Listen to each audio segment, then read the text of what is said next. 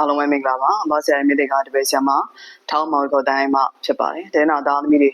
မိမိတို့ရဲ့အသက်အရွယ်ပိုင်းခြားတစ်ခုဖြစ်တဲ့အသက်18နဲ့19နဲ့26နဲ့29နဲ့34နဲ့34နဲ့35နဲ့ဒီလိုနှစ်အသက်အရွယ်ပိုင်းခြားတွေဟာတနင်္လာသားသမီးတွေအတွက်ကန်ဆာတာနှိမ်ပါတဲ့နှစ်တွေဖြစ်ပါတယ်ဗေဒင်ရပြောမယ်ဆိုရင်တော့စတုဂုံမနှိပ်ကြီးကြတဲ့နှစ်တွေဖြစ်ပါတယ်စတုဂုံမနှိပ်ဆိုတာတော့မိမိတို့ရဲ့တက်ရောက်တွေမှာဂျိုအိတ်တွေမှာမိမိမွေးနေ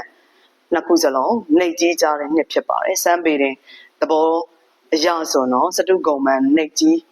ကြတဲ့နှစ်တစ်နှစ်ဖြစ်ပါတယ်စတုဆိုတာတော့ဥပမာအနေနဲ့ပြောရမယ်ဆိုတော့စတုဆိုတာ၄ပါးဖြစ်ပါတယ်ဂုံမန်ဆိုတာတော့ဘီလူဖြစ်ပါတယ်၄ပါးသောဘီလူတွေကိုဝိုင်းရံနေတကယ်တော့အလားတန်တူတဲ့နှစ်တစ်နှစ်ဖြစ်ပါတယ်စတုဂုံမနှိပ်ဆိုတာတော့၄ပါးသောဘီလူတွေကိုဝိုင်းရံနေတကယ်တော့အချိန်မြေဒုက္ခပေးနိုင်ပါတယ်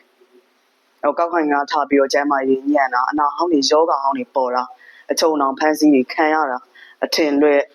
မြင်လွဲခြင်းတွေကြုံတွေ့ရတတ်ပါတယ်စီးပွားရေးတွေလူမှုရေးတွေမှာပြိုင်ဘက်တွေပေါ်လာတတ်ပါတယ်အိမ်တော်ရေးမှာအခြေရေးတွေမှာဘာမဟုတ်တဲ့ကိစ္စအတွက်နဲ့အိမ်တော်ရေးမှာထိခိုက်တတ်တဲ့အခြေရေးတွေမှာအပြိုင်ဆိုင်တွေကြုံတွေ့ရတတ်ပါတယ်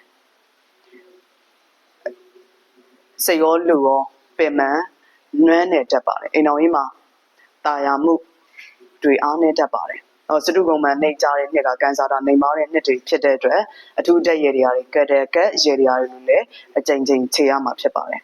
စတုဂုံမနှိပ်တဲ့နာကိုပြေပြောက်ဖို့အတွက်အကောင်းဆုံးရည်တွေကတော့အသွင်ပြောင်းရည်တွေဖြစ်ပါတယ်အသွင်ပြောင်းရည်တွေဆိုတော့အမျိုးသားတွေဆိုရင်တော့သင်္ကန်းဝတ်ခြင်းသို့မဟုတ်ယောဂိဝတ်ခြင်းအတတ်နိုင်ဆုံး၅ပါးသီလတွေကိုလုံခြုံအောင်စောင့်ထိန်မယ်အတိတ်ထန်တွေဝင်မယ်တရားဘာဝနာတွေအားထုတ်နိုင်မယ်ဆိုရင်တော့စတုဂုံမနေ့ရဲ့စိုးအားတွေကနေပြီးတော့ယောပါသက်သာစေမှာဖြစ်ပါတယ်အမျိုးသမီးဆိုရင်တော့မေသီလရှင်ဝတ်ခြင်းသို့မဟုတ်ယောဂိဝတ်ခြင်းမိမိမွေးနေ့ကနေစပြီးတော့၅ပါးသီလကို9ရက်တိတိလုံခြုံအောင်စောင့်ထိန်မယ်အတိတ်ထန်တွေဝင်မယ်တရားဘာဝနာတွေအားထုတ်မယ်ဆိုရင်လည်းစတုဂုံမနေ့ရဲ့စိုးအားတွေကနေပြီးတော့ယောပါသက်သာစေမှာဖြစ်ပါတယ်2025မှာတနင်္လာသားသမီးတွေမိမိတို့အခက်အခဲတွေဒုက္ခတွေကနေပြီးတော့ရင်ဆိုင်ကြော်ဖြတ်နိုင်တဲ့သူတွေဖြစ်ကြပါလေ